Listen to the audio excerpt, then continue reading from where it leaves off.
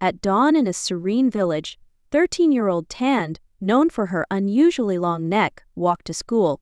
Her classmates relentlessly teased her, mocking her as Giraffe Girl. Though Tande tried to stay strong, the cruelty gnawed at her self-esteem daily. Her best friend, Amara, often encouraged her, saying, "Your neck is beautiful, Tande. You're unique." But even Amara's kind words couldn't drown out the echo of laughter and taunts that haunted Tande everywhere she went. One day during recess, Keleki, the most vocal bully, stood on a bench and imitated Tande, stretching his neck and exaggerating his movements. "Giraffe Girl's coming. Watch your heads," he yelled as the others erupted in laughter. Tande ran away, her cheeks burning with shame. She hid behind the school building, tears streaming down her face. She wished she could disappear, blending into the ground like a shadow. At home, her mother noticed her tears and tried to console her. "In our tradition, a long neck is a sign of elegance," she said softly. "One day, the world will see your beauty, Tande." But Tande was unconvinced. She looked in the mirror, tracing the length of her neck with her fingers, and whispered to herself, "Why can't I just be normal?"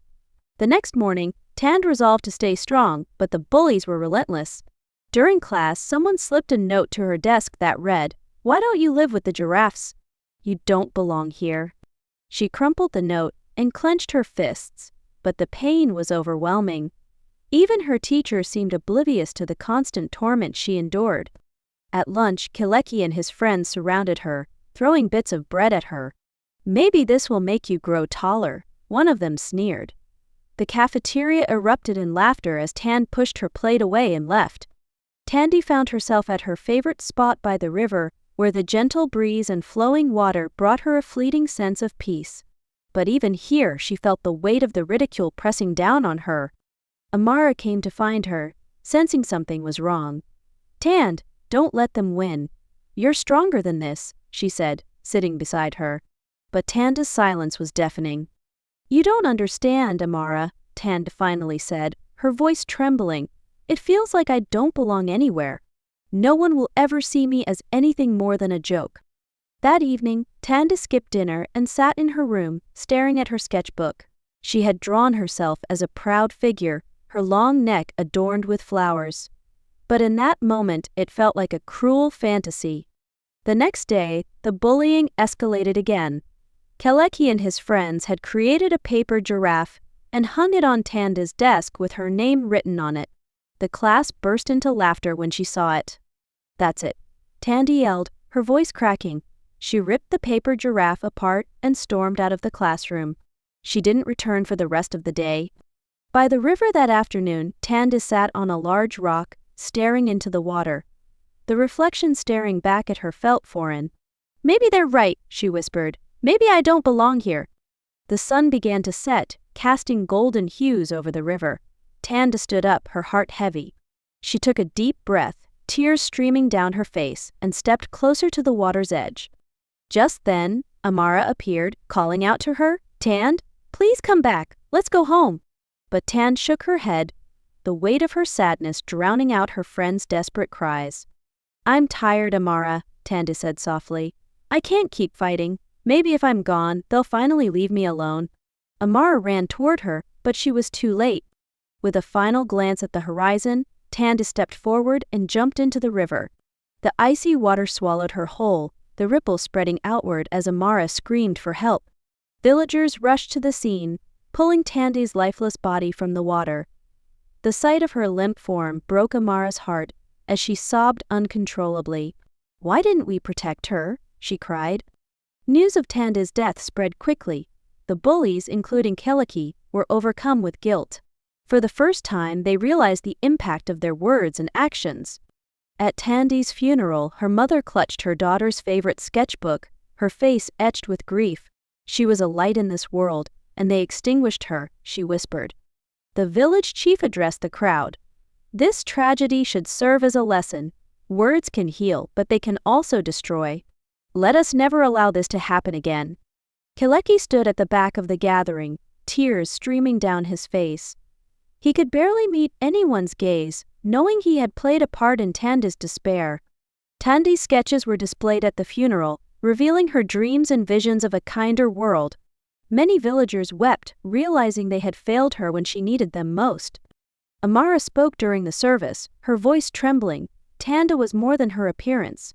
She was kind, talented, and full of dreams. We should have celebrated her, not torn her down. After the funeral, the villagers erected a monument by the river in Tande's honor. It bore an inscription, "Be kind, for everyone you meet is fighting a battle you cannot see."